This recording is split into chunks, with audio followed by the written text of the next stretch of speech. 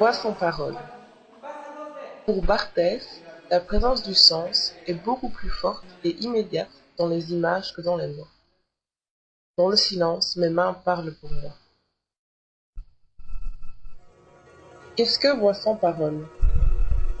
Voix sans parole est un projet de peinture murale axé sur une idée de base incontestable. Les immigrés latino-américains ne suscitent pas l'intérêt du monde de l'information.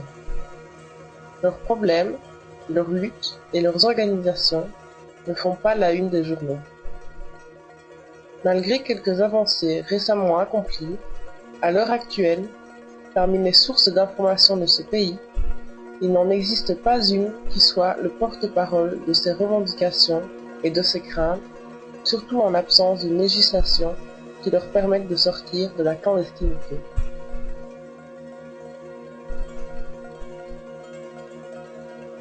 La Casa de América Latina a encouragé l'initiative du peintre muraliste mexicain Adrián Jurado, qui veut leur donner la parole à travers le langage universel de l'art. Miguel González, ancien président de la Maison de l'Amérique latine, a défendu ce projet avec une certaine sensibilité sociale et beaucoup d'humanité.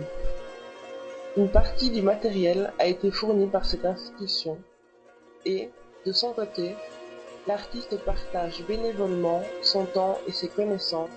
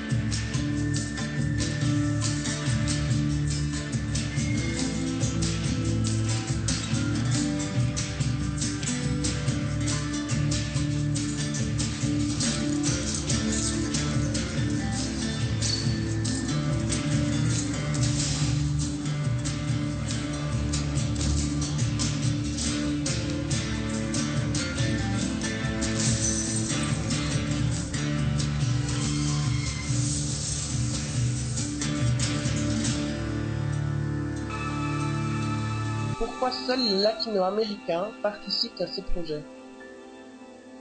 La régularisation par l'État belge s'obtient uniquement en introduisant une demande d'asile politique, condition juridique que la plupart des latino-américains ne remplissent pas. Outre l'absence de réglementation dans ce domaine, il faut tenir compte de l'existence d'une attitude paternaliste et politiquement correcte répandue au sein du gouvernement et des partis politiques de toutes orientations, ainsi que dans les associations et les organisations non gouvernementales. Cela consiste à mettre l'accent uniquement sur la situation des candidats à l'asile, en évitant ainsi d'aborder le sujet de l'immigration. De ce point de vue, l'histoire officielle a fait passer sous silence et a rendu invisible l'immigré. Ce fait souligne la précarité de la situation dans laquelle vivent les travailleurs sans papier. Malgré le fait que les immigrés occupent dans le marché du travail informel des postes de travail dont le salaire est très bas et sans futur, que les Belges ne seraient pas disposés à accepter, ils se voient refuser le respect des droits fondamentaux. Pourquoi l'immigration est-elle un tabou dans ce pays? Pourquoi veut-on susciter l'intérêt de la société envers cette communauté d'immigrés? À part pour certaines occasions inévitables, peu de médias traitent de leurs occupations sociales, collectives et encore moins personnelles. Il semblerait que les médias s'intéressent aux sans-papiers uniquement lorsque des événements exceptionnels se produisent, comme lors des grèves de la faim ou lorsqu'ils se cousent les lèvres en signe de protestation, comme si les médias considéraient ces actes comme des spectacles. L'objectif de ce projet n'est pas seulement de donner une certaine visibilité à cette communauté de latino-américains qui refusent de participer à de tels événements, qui pourraient être perçus par l'opinion publique comme un chantage, mais aussi de leur donner la possibilité de les faire connaître et de se faire connaître pour donner la parole à chacun d'entre eux et non seulement aux dirigeants.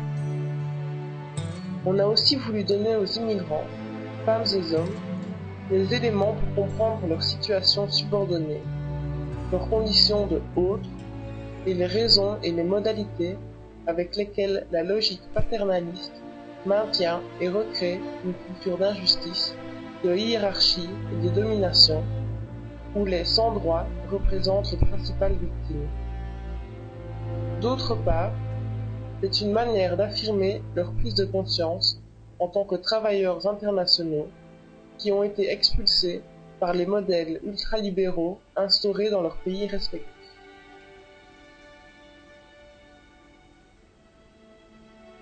Comment créer les conditions de base pour un dialogue avec la société européenne?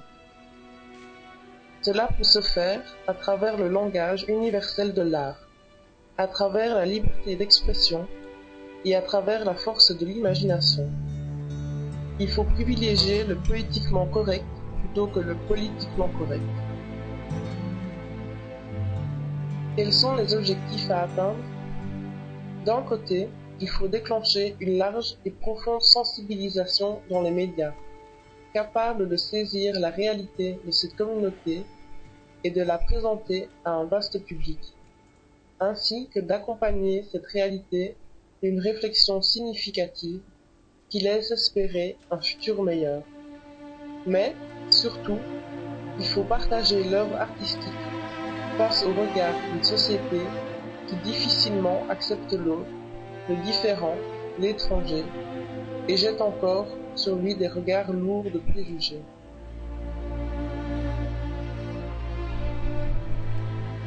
Quelles sont les entraves à ces objectifs? Il n'est pas facile d'atteindre ces objectifs, ni pour le promoteur de la création, ni pour les réalisateurs. Pour ce petit groupe de latino-américains, dont la plupart sont équatoriens sans aucune expérience préalable dans les arts plastiques, cela représente un défi unique, un sujet difficile à aborder et pourtant indispensable à relever.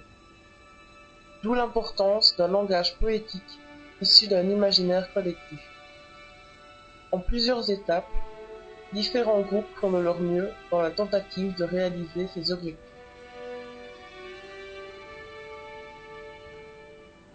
À quelle réaction s'attend-on après la réalisation de cette œuvre?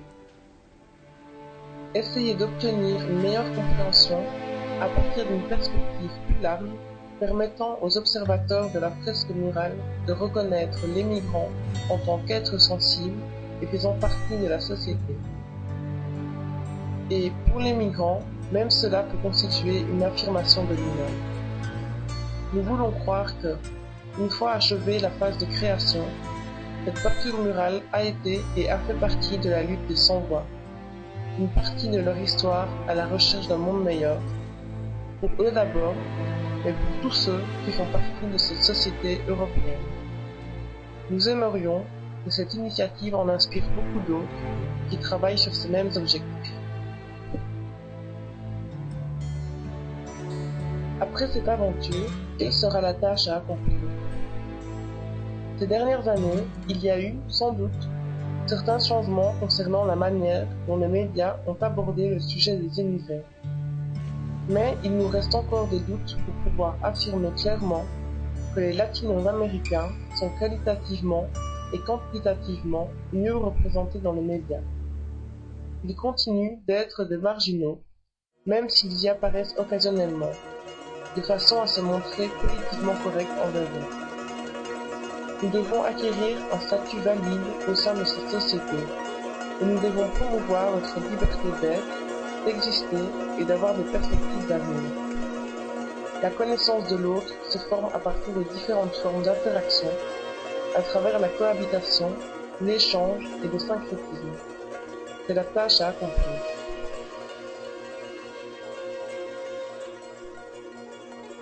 Comment peuvent collaborer ceux qui le désirent? Toutes les créations artistiques qui veulent accompagner ces peintures murales seront saluées positivement, ainsi que les actions politiques, les utopies, les théories, les investigations, les débats, les dénonciations, qui ont le but de permettre une prise de conscience d'une réalité qui dérange et qui ne peut ni ne doit être niée. Nous avons besoin de soutien moral, logistique et matériel pour atteindre les objectifs fixés.